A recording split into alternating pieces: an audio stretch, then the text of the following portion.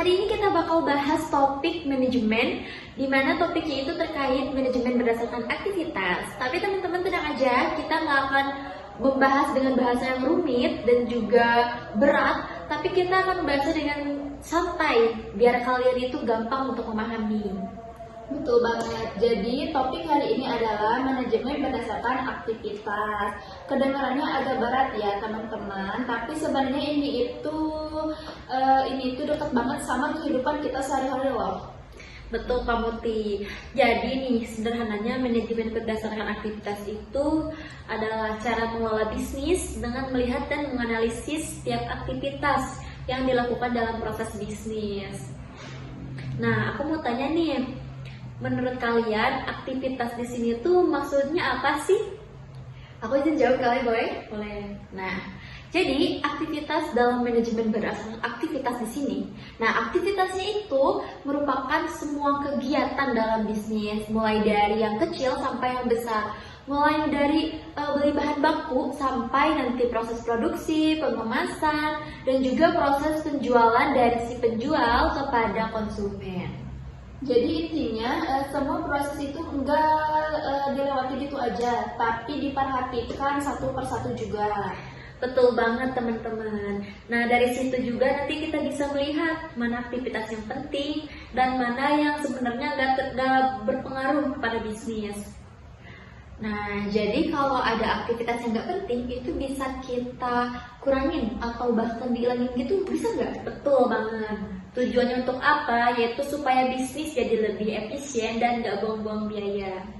Aku kasih contoh deh, misalnya nih ada usaha pecel lele. Kalau mereka beli bahan terlalu banyak sampai mubazir itu ya, kebuang, itu berarti ada aktivitas yang enggak efisien. Nah, dari situ itu bisa diperbaiki nih. Kalau misalnya ada aktivitas yang gak efisien, itu bisa diperbaiki sama kita dengan cara mengatur pembelian bahan bakunya itu sesuai dengan kebutuhan kita. Betul banget. Nah, itu contoh sederhananya dari penerapan manajemen berdasarkan aktivitas, teman-teman.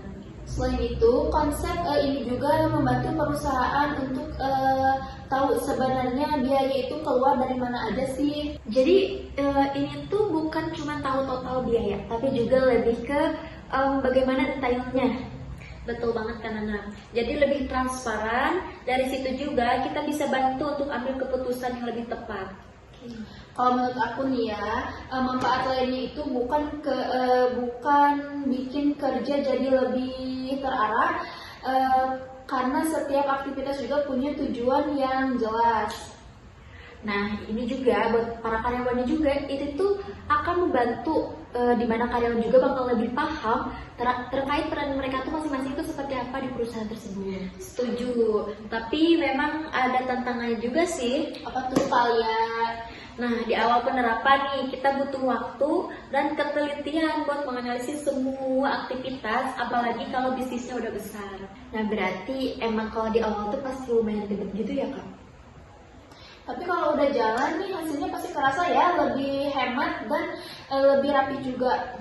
Nah, betul pastinya. Jadi sebenarnya ini tuh investasi waktu di awal, hasilnya itu untuk hasil jangka panjang. Selain itu, konsep ini juga akan bikin bisnis kita tuh lebih siap untuk bersaing.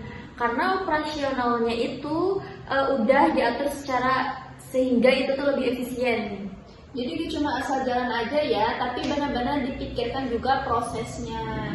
Nah, intinya teman-teman, manajemen berdasarkan aktivitas itu ngajarin kita untuk lebih teliti, efisien, dan gak boros dalam menjalankan bisnis. Nah, konsep ini itu bisa diterapkan baik dalam usaha yang kecil maupun dalam perusahaan besar.